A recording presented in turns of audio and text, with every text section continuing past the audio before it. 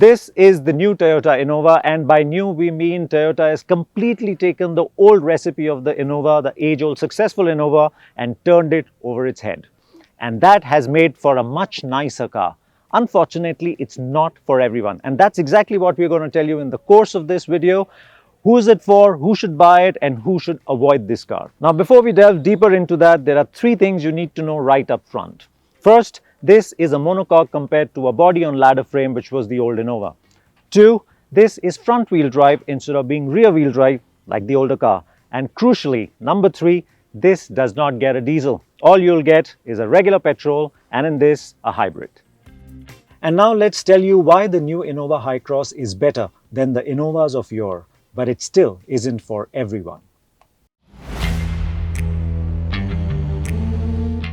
Now, Toyota says that for the new Innova Hycross, they've tried to follow SUV styling cues instead of making it an unabashed MPV, and it shows, especially when you look at it from the front. It's got a big drawn down bumper, it's got an aggressive grille, and honestly, it reminds me of older Land Cruisers when I look at it from the front. Moreover, when you move to the side, you've got a squared wheel arch again. It reminds you of SUVs, and overall, the profile of the car is more SUV than MPV. The only thing that gets in the way are these 18-inch wheels. These are good-looking wheels, but these run 50 profile tires, which means on our really poor roads, if you encounter a section with a square-edged pothole, they might not be able to do a fantastic job on that. But otherwise, it is a good-looking car. Maybe the wheels could be bigger.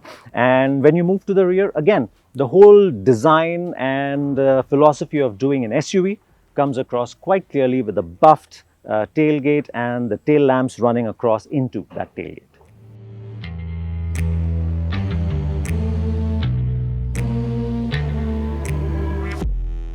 Not only has Toyota moved to a completely different recipe with the construction of the Hycross, but it's also finally given it the much needed features.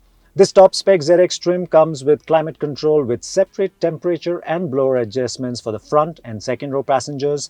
It has powered and cooled driver seat with memory function. It also gets powered Ottoman captain seats in the second row. There's a panoramic sunroof, a large touchscreen multimedia system, Connect app, and cup and bottle holders for passengers in all three rows. In terms of safety, apart from ABS and ESP, the top spec Hycross also gets 6 airbags and plenty of driving aids. These driving aids are clubbed with what Toyota calls safety sense. These include adaptive cruise control, blind spot monitoring, auto high beam assist, lane keep assist, and pre-collision system.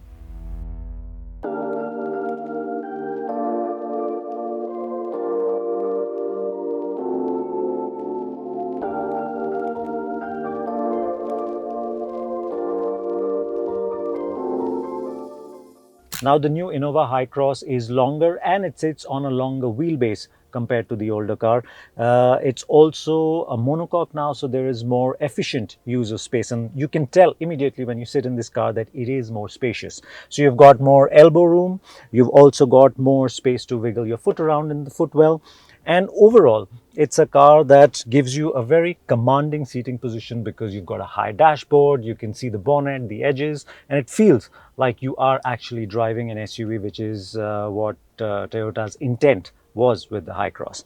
And the seating position itself, you've got a steering that adjusts for reach as well as rake, and powered seats that also adjust for height, so it's very easy to find a nice comfortable seating position. Plus you've got both these armrests where you have the soft touch, so you can leave your elbows here over long distances and you can remain comfortable. So yeah, a job well done.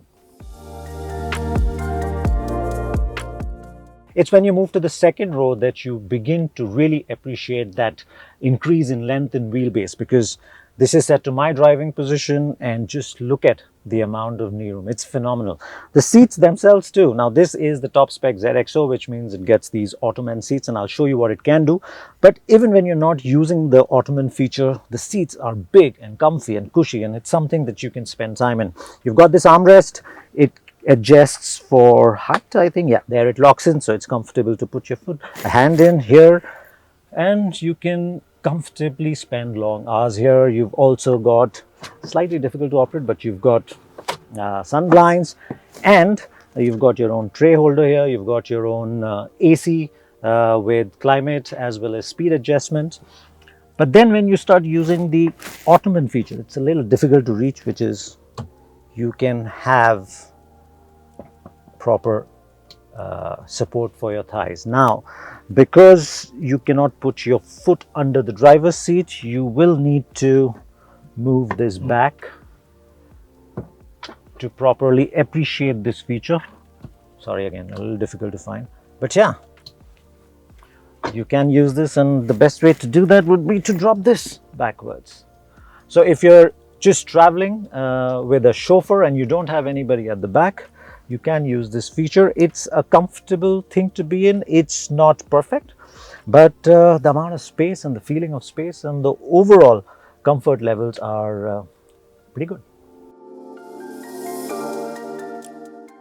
And now the last row. So it isn't outstandingly spacious, but compared to the older car, there is more room. And even when you compare it to the likes of the Karens, which will be a step lower in terms of pricing and positioning, this is more spacious. Now, I haven't set this seat completely forward. If I do, and it's still not fully forward, and you can see the amount of room. But of course, if I take it fully back, then it gets a little cramped. So of course the rail is a little longer, but this is a comfortable place for the occupant of my height to be in, and for me. So you can see the space is not a problem, the floor is not a problem, so you have enough space to move your feet around. If you want to get comfortable, you can also put it under the front seat, and then you're not exactly sitting on the floor. So there is a reasonable amount of thigh support, not great, but it's there. And then the backrest can also be reclined. So comfort isn't too bad. It's like I said, it's not outstanding, but not just in a crunch, but otherwise also you can spend some time here. Now what would take away from it maybe is how the ride is at the back, but in terms of seating and how you can position yourself, it's pretty good. Now the only thing is that Toyota says this is a 3-seater, and they also have a headrest to prove that. But honestly, you cannot put 3 people here. If you do, then all you're going to get is that you're going to get into each other's armpit hair. So not a comfortable thing to do. And by the way, the boot with all 3 rows in place is still good enough for some carry-on luggage. And when you drop the last row, well, there's acres to throw in a week's worth of stuff.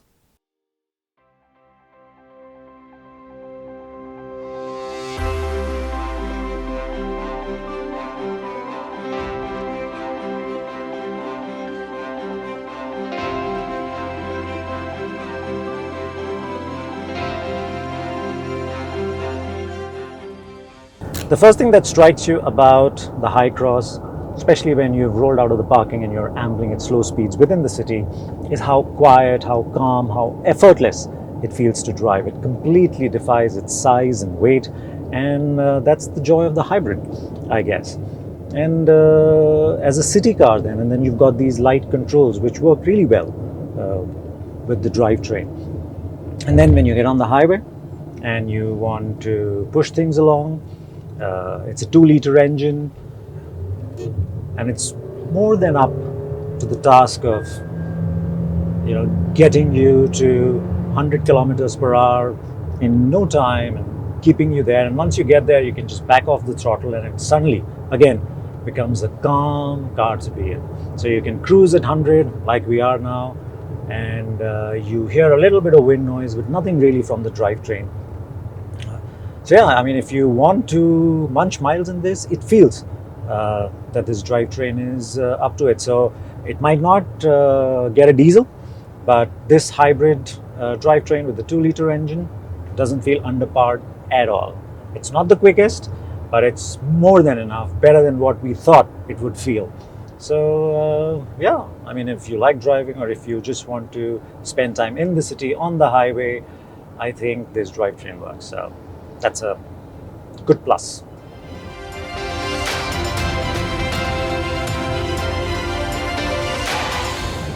Now, one of the big positives when you move from body on ladder frame to a monocoque, which is exactly what's happened with the Hycross compared to the older Innova, is that you have a stiffer shell, so it allows you to have suspension that is probably tuned more for comfort, and you can have a little more travel. So you have a car that should ideally strike a better balance between ride and handling. With the Hycross, it's very much there. Let's start with what is probably something that we would like better, and that's the profile of the tires. So because of that 50 profile, the primary ride isn't so good. So when you're driving at slow speeds, when you're driving at those mild little, I would say, bumps and maybe mild potholes, you can feel that bit of harshness. But when you show it the bigger stuff, when you're going over undulations, when you're taking on speed breakers, when you have bigger potholes at speed, the suspension works beautifully. It rounds the bumps really well. It has enough and more travel, and it's lovely. I mean, in terms of damping also, it doesn't keep pogoing. It goes up, it settles down, goes down, it settles. So it just gives you a nice, comfortable, relaxed ride, which will not give you that kind of bobbing around, which can lead to motion sickness. So you don't have any of that. And it is, in our opinion, an improvement over the older car, significant improvement. We've seen the older Innovas driving in front of us, moving around, and you can't feel any of that movement in this. So clearly, the move to a monocoque has helped the Innova's cause. It has made it a much nicer car to be in. And now, just to give you an idea about the ride quality or comfort in the last row, we've put Sagar in right at the back, and we've essentially been driving on flat roads, but there have been some nice big undulations. And let's check with him how he's doing back there. How's the ride? How's the comfort? So it sits down quite easily. It's just as comfortable as you want. So if you didn't hear that clearly because he doesn't have a mic, he's happy with the comfort levels. He says that it settles down nicely. I don't see him turning green, so clearly he's not feeling sick. So yeah, I mean, having moved to monocoque, clearly the benefits can be felt even in the last row. Now, in terms of handling, unfortunately, we've not been able to find any twisty road to tell you how its balance is, how it handles quick lefts and rights and all that. But clearly, you can feel just by the way it responds even when you change lanes is that it is a step up above the older ladder framed Innova. So that's a step in the right direction. Does it feel like a big car? Yes, but it also feels like a car that's planted, and overall, it might not have the best feel in terms of steering, but in terms of response and the speed with which the steering reacts and gets the car to move around is not bad at all. So it doesn't feel lazy, it doesn't feel lethargic, it's on the ball, and not the sportiest of cars, but definitely an improvement over the older one. So the one takeaway that I have after spending time in this car, that it is a lovely mile muncher, and I can only imagine if they had offered a diesel, it would have clicked with so many people. Not that the hybrid is bad, it's really up to the task. It's only a question of running cost mainly, but and maybe when we get it for a longer time, we will see what sort of fuel efficiency it returns on the highway. But yeah, I mean, there in terms of ride handling dynamics, there is more to like than not like.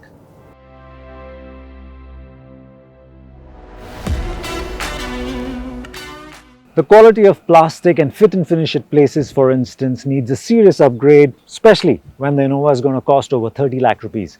Take the untextured plastic, not just on the door, but even on the inside. It just doesn't feel expensive enough, or even expensive just to fit into a car of this class. And then you've got things like this button here, you've got memory seats. Yes, of course, you have the features, but the way it's finished, it doesn't even sit in the center. And these kind of finish issues you can see inside the car too.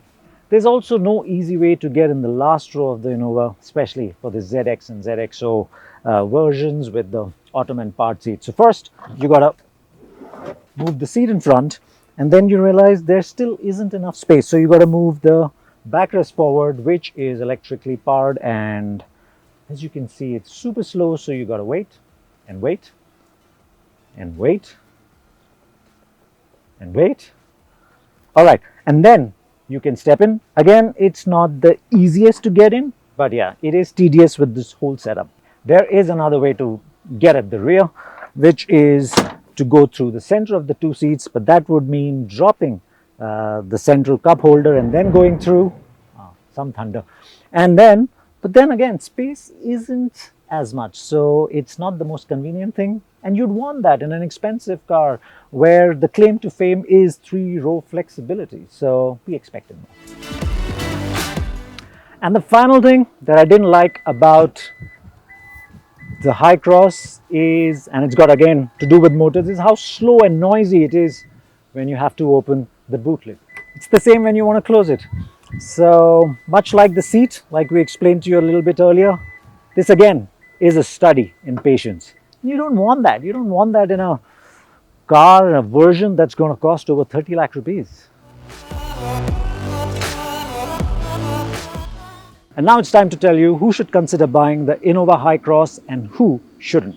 And let's start with who should actually buy the Innova Hycross. Now, if you're looking for a car for the city, a car that will ferry you to work on weekdays and then take the extended family out for dinners over the weekend, well, the Hycross makes all the sense with its hybrid drivetrain. If you drive sensibly, you will get good fuel efficiency out of it in the city.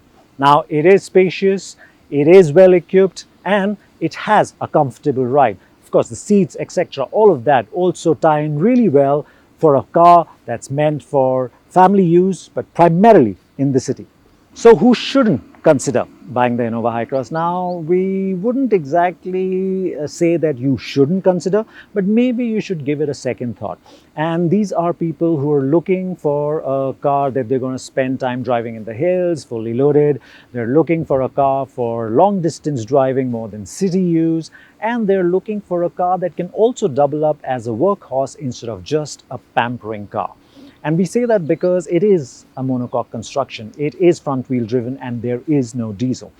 And again, we're saying give it a second thought because it will do all of that. And like we found out on the highway, it is a lovely mile muncher even with this hybrid drivetrain. But it's just that with the diesel, it would be cost effective as well. So that's the two things that you might want to consider. But overall, I think as a product, from what the Innova was to what it's become, it's a big improvement.